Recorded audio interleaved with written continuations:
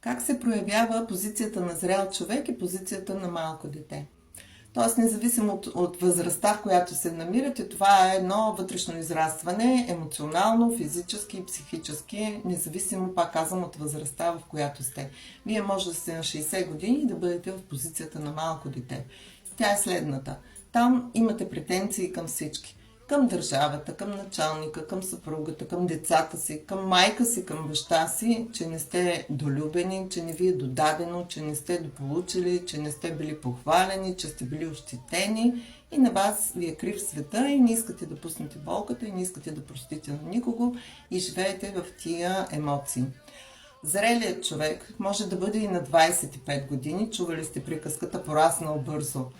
Той може да вече да има бизнес, той изобщо даже не гледа в тия травми, вижда там само плюсове, извлича максимума от тях, работи със себе си и е устремен към целите си. И на него не му е крива нито държавата, нито майка му, нито баща му, защото той се създава сам и не се влияе от никого и си гледа неговата работа.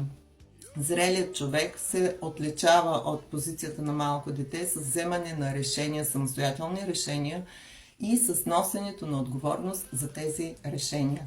А детето не може да вземе решение или ако вземе решение, то търси съвет от някого, за да може после да обвини този човек, когато не му се е получил. И естествено, че няма да му се получи. Аз съм Елвира Петрова, вашият холистичен терапевт и констелатор. До скоро!